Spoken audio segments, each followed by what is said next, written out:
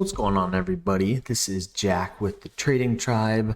Thanks for tuning in. Today I've got a kind of a fun one. We're going to look back in time a little bit to the 2021 kind of GameStop fiasco that happened in the market. I think this is really interesting to look at, especially because it was really caused by traders. So I think it's just something cool for us to look back on and really understand just what happened here with GameStop, because it's still really moving pretty crazy. Still up at the 127 level, which, if we zoom out, is pretty relatively high compared to where it was right before the Wall Street bet squeeze. So if we zoom out to the 3-year chart, this just gives us some good visibility into what has kind of happened with GameStop. And the first thing we'll notice, right, if we start at the far left, is a few years ago, right, GameStop was on a long-term downtrend. Right, it was around $6 we can see here. So from a share perspective, for a company that was, one of the biggest companies in the world, I mean, this is pretty big news, right? And brick and mortars have been in trouble for a long time. So I think the negative earnings per share that we see, earnings per share, for example, has dropped from 1.6, which is still pretty low per share, all the way down to negative 1.4 earnings per share.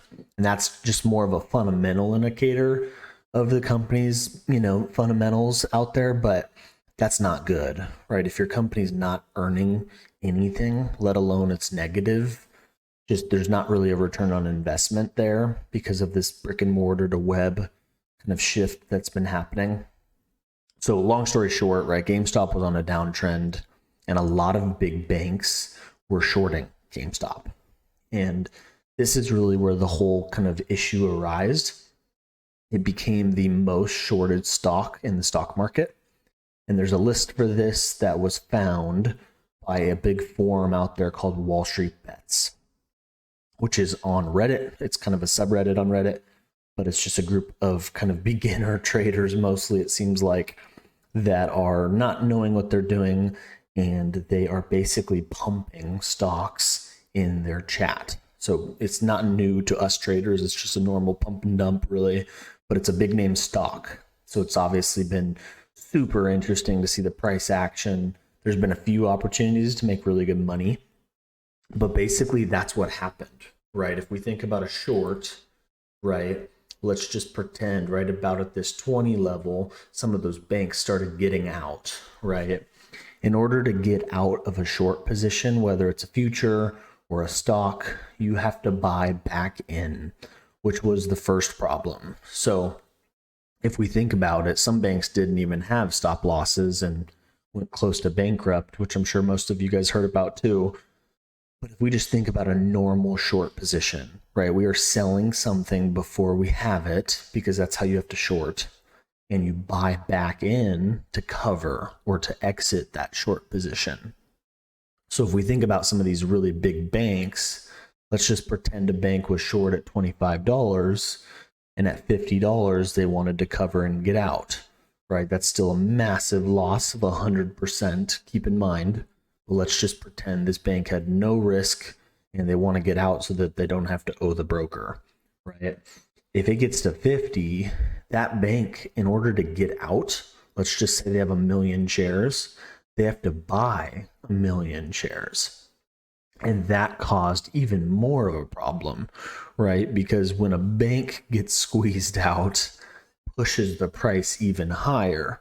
And pretty quickly, you can see how there's kind of a ripple effect because the retail market's pumping it up as just kind of a standard pump and dump in forums and all of that online. News sources begin to kind of stir up all of this as well. And then on top of everything, the banks getting out have to buy it as well. So all of this has happened and it ended up pushing the price back in 2021 and it looks like January, pushed it from $25 all the way up to $500. So, or a little bit shy of $500.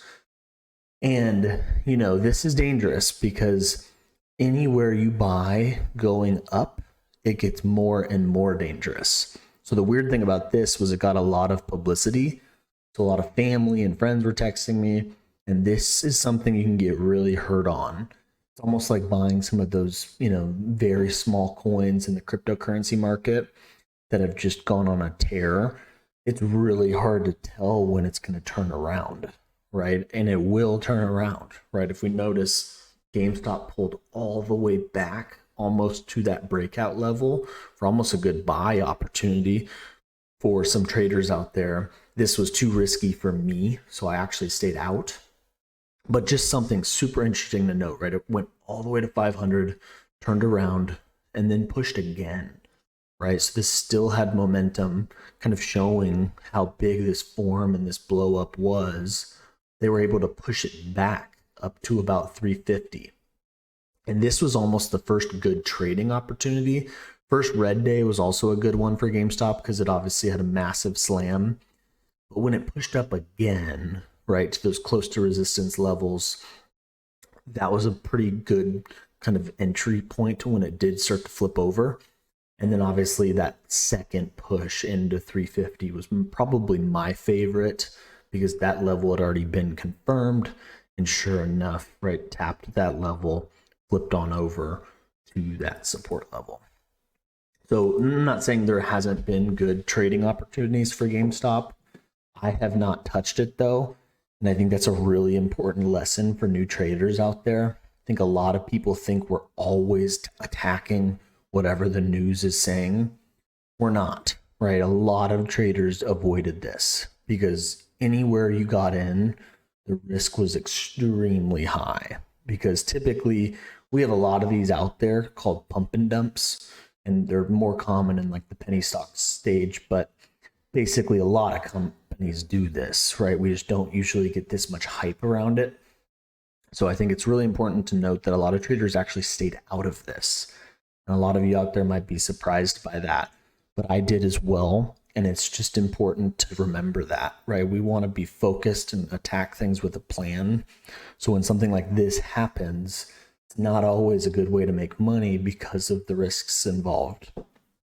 If you liked this video, please feel free to like and subscribe to the channel.